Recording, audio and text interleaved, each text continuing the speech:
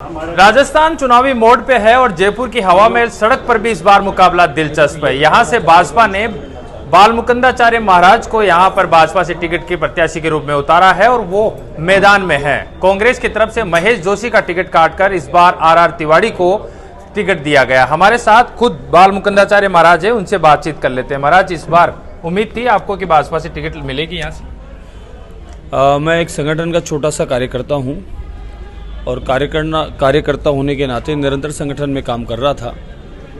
काम करते करते मुझे अचानक सूचना आई कि मुझे हवामहल विधानसभा में जाके देवतुल्य जनता की सेवा करनी है और मुझे उस सेवा का यहाँ अवसर मिला है और मैं सेवा करने यहाँ हवामहल विधानसभा में आ चुका। अच्छा महाराज, एक बड़ा मुद्दा आपने यहाँ पर उठाया था कि बहुत से मंदिर ऐसे थे जिनकी अब कोई देखरेख नहीं है, वो यहाँ से लुप्त होते जा रहे हैं। ये बड़ा मुद्दा आगे कैसे जारी रखेंगे यदि आप यहाँ से विधानसभा से जीत कर आते हैं तो? हमारे प्राचीन धरोहर है जयपुर, अपरा काशी है। यहाँ की संस्कृति, यहाँ का खान पान, यहाँ के मंदिर, यहाँ के गढ़ किले पैलेस पूरी दुनिया देखने आती है। अंग्रेजी में इसको कहते हैं कि ये दूसरा पेरिस है और शास्त्र के अनुरूप कहते हैं कि ये अपरा काशी है। तो यहाँ का जो वैभव खो दिया, यहाँ की जो सौंदर्यकरण से लेकर सब कुछ यहाँ ख़त्म सा कर दिया, जयपुर की परकोटे की खूबसूरती सुंदरता को, उसको वापस से हमें बनाना है। और जो प्राचीन हमारे स्थान थे, मंदिर थे, आश्रम थे और भी कई ऐसे प्राचीन स्थान थे, उन सबको खंडित करके तोड़फोड़ करके बिल्कुल ऐसा बदसूरत सा कर दिया। तो वो सबको पुनः हम लोग जीर्णोद्धार कराएंगे और उनको कराकर और देश और दुनिया जो देखने आती है, पर्यटन जो आता है, उसके लिए इसको तैयार करेंगे ताकि यहाँ का रेवेन्यू बढ़े। यहाँ जाम सबसे बड़ी समस्या है, उसका भी कोई मार्ग निकालेंगे कि जाम न लगे। और यहाँ पर व्यापार कम हो गया, उसकी वजह से पर्यटन बंद हो गया। व्यापार यहाँ पर्यटनों का बहुत अच्छा था, वो बंद हो गया। ज्वेलरी व्यवसाय यहाँ का बहुत अच्छा है, पूरी जगत और दुनिया में की ज्वेलरी प्रसिद्ध है। स्टोन ज्वेलरी का हब है, प्रिंटिंग का और हैंडीक्राफ्ट्स का ही हब है। तो वो सारी चीज़ें धीरे धीरे यहाँ से ख़त्म हो गई। तो हम लोग क्या है, उन सब चीज़ों पर ध्यान देंगे ताकि यहाँ समृद्धि आवे, यहाँ का रेवेन्यू बढ़े और देश और दुनिया जो जयपुर को, इसकी संस्कृति को, इसके खान पान को जिस रूप में जानती है, वो वापस से डेवलप हो। अच्छा, हिंदुत्व और सनातन की भी आप लगातार बात करते हैं, इसको लेकर किस तरीके से आप देखते हैं? क्योंकि यहाँ पर कई अन्य वोटर भी हैं। सनातन तो सदैव साथ रहेगा और सनातन की एक बात है, वो सदैव कुटुंब। ये भगवान नारायण का ये पूरा परिवार है और इस परिवार की सबकी जिम्मेदारी हमारा काम है। और सर्वे भवन्तु सुखिनः, पूरे जगत की सुख की कामना एकमात्र सनातनी करता है। सनातनी ये काम नहीं करता कि दूसरे घर पत्थर फेंके और खुद को श्रेष्ठ बताए। सनातनी का काम है सबके लिए, सबका साथ, सबका विश्वास जीत के सबका विकास करना। और वही सनातनी आदरणीय राष्ट्रीय संत के रूप में प्रधानमंत्री नरेंद्र मोदी जी कर रहे हैं, संतों का आशीर्वाद लेके। और वही काम हम लोग भी सबको साथ लेके सबके विकास का काम राजधर्म के द्वारा निभाएंगे, यहाँ पर हवामहल विधानसभा के साथ और पूरी राजस्थान में। अच्छा महाराज, एक और बड़ी बात है कि साधु संतों का, महाराज पुजारियों का अब राजनीति में धीरे धीरे आना, ये कहाँ तक उचित है और इसकी क्या महत्व है इस चीज़ का? राजनीति में धर्म सनातन से रहा है, देवताओं के दरबार से रहा है, राजा महाराजाओं के दरबार से रहा है कि जहाँ राजा बैठते थे सिंहासन में तो दोनों तरफ धर्मगुरु बैठा करते थे। राजा जब न्याय करता था तो न्याय का पर्चा साइन होने से पूर्व धर्मगुरु उसको देखा और पढ़ते थे और कहीं कुछ गलत होता था तो उस पर आपत्ति करते थे और कहीं राजा भी गलती करता था, उसको दंड देने का अधिकार होता था। धर्मगुरुओं का प्रारंभ से राजनीति में हस्तक्षेप रहा है, कहीं कुछ गलत हुआ है तो उसको रोकने का निरंतर काम रहा है। तो धर्म अनुरूप राजनीति चलेगी तो स्वच्छ चलेगी और स्वस्थ चलेगी, और राजनीति धर्म में राजनीति घुसेगी तो वो ठीक नहीं चलेगी। इसलिए राजनीति कराना और राजनीति के द्वारा स्वच्छ राजनीति करके जनता की सेवा करना, ये तो धर्माचार्यों का काम रहा है। पिछले आप इतिहास उठाकर देख लें, जब जिस समय विधर्मी, राक्षस, अत्याचारी ऋषियों को परेशान करते थे तो राम जी महाराज का प्रागट्य हुआ। इसी प्रकार से कंस के समय कृष्ण का हुआ, हिरण्यकश्यप के समय नारसिंह भगवान का हुआ। तो समय समय पर भगवान को भी और ऋषियों को भी जब जब पाप और अत्याचार बढ़ा है तो आना पड़ा है। तो हम लोग धर्माचार्य मिलकर स्वच्छ राजनीति का काम देखेंगे। अच्छा, वर्तमान मुख्यमंत्री अशोक गहलोत कई योजनाएं दे रहे हैं। कल से गारंटी योजनाओं की भी एक यात्रा शुरू की है।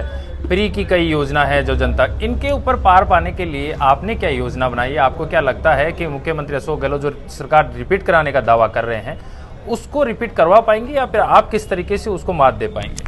प्रधानमंत्री जी की जो योजनाएं हैं इनकी 7 है और प्रधानमंत्री जी की 7,000 है, जो ये गिनते गिनते बावले हो गए और वो काम कर रही है।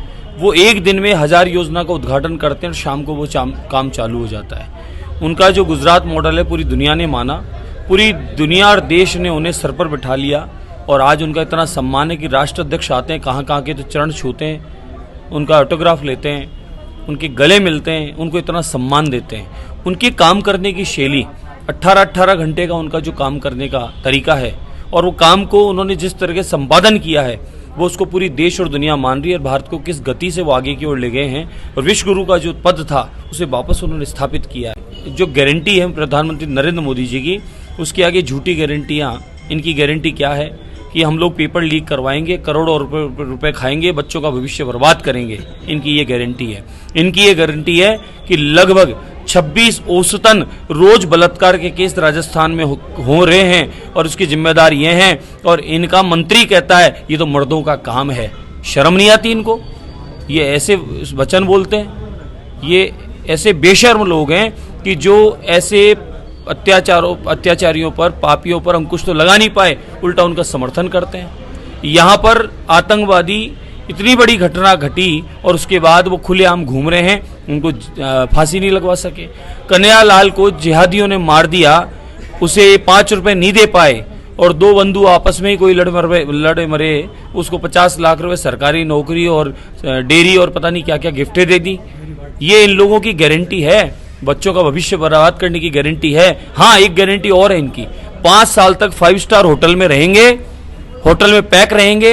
इनके एमएलए, मंत्री, मुख्यमंत्री और चौकन्ने रहेंगे, अपने आप को बचाकर होटल में पड़े रहेंगे। बाकी जनता त्राही करेगी, इनको जो मत दी है वो इनको रोती ढूंढती रहेगी, लेकिन ये जनता के बीच नहीं होंगे, होटल के बीच रहेंगे। इसलिए मुख्यमंत्री जी जो गारंटियां कर रहे हैं वो हमें समझ में आती है और यही गारंटियां हैं जो हमने बताई है। अच्छा, एक भाजपा के अंदर एक बड़ा प्रचलन ये भी है कि साधु संतों को, योगी महाराज जो है उनको मुख्यमंत्री बनाया जाता है। आपके राजस्थान में भी क्या ऐसा देखने को मिलेगा आने वाले समय में? हमारे यहाँ मुख्यमंत्री कमल का फूल है, कमल के फूल की 8 पंखुड़ी है, सब समान है। कोई भी मुख्यमंत्री बने उससे कोई फर्क नहीं पड़ता और हमारी जो कामना है वो है हमावेल विधानसभा का विधायक बनना और विधायक बनकर देवतुल्य जनता की सेवा करना, यहाँ की समस्याओं का निराकरण कराना और करना। और पार्टी एक छोटे से कार्यकर्ता को ये दायित्व दी है, उसे पहले ईमानदारी से पूरा करना, ये हमारे लिए मुख्य उद्देश्य है। और ऊपर कमेटी क्या तय करती है, किसको करती है, उससे कभी फर्क भी नहीं पड़ता, क्योंकि कमेटी का अपना अधिकार है, वो चाहे जिसको करे। और मुख्यमंत्री के रूप में हम सब हैं। क्यों हैं कि कमल का पुष्प की पंखुड़ी जब बराबर है और बराबर मिलकर सब बराबर स्वरूप उनका पूरा कमल बनता है। इसी प्रकार से हाथ की सारी उंगली मुट्ठी बनती है और पूरी ताकत बनती है।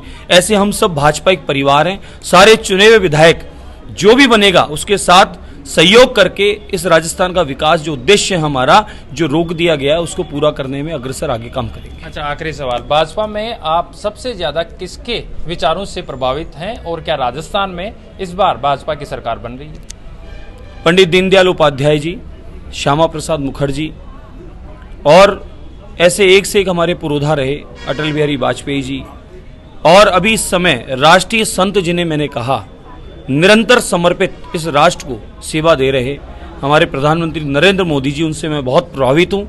उनकी कार्यशैली, उनका काम करने का स्टाइल और जिस प्रकार से रिजल्ट आ रहे हैं, और उन्हें युवा इतने चाहते हैं उनके काम को, माताएं बहनें इतना चाहती है, क्योंकि वो सबके लिए काम कर रहे हैं। वो जो बात बोलते हैं वो 100% करते हैं। वो कह रहे हैं सबका साथ, कोई दुभात नहीं, सबका विश्वास, कोई ये विचार नहीं कि ये नहीं कि वो नहीं, और सबका विकास करना है, सबका विश्वास जीत के करना है। तो हम प्रधानमंत्री नरेंद्र मोदी जी पर पूर्णतः विश्वास है, उन पर, उनकी गारंटी पर, उनके कार्यशैली पर, और उन्हीं के काम को, मिशन को लेकर पूरा भाजपा परिवार उनके साथ काम कर रहा है। 2024 में और तेज गति से काम करेगा। डबल इंजन की सरकार फिर से बनेगी और हम सामूहिक मिलकर काम करेंगे। ये थे हमारे साथ बाल मुकुंदाचार्य महाराज, जिन्होंने साफ कहा है कि 2023 ही नहीं अभी तो 2024 में भी हम राजस्थान और भारत में सरकार बनाएंगे और प्रधानमंत्री नरेंद्र मोदी के विचारों को जन जन तक पहुंचाएंगे। कैमरामैन देवेश के साथ सागर चौधरी, महानगर टाइम्स के लिए जयपुर, राजस्थान।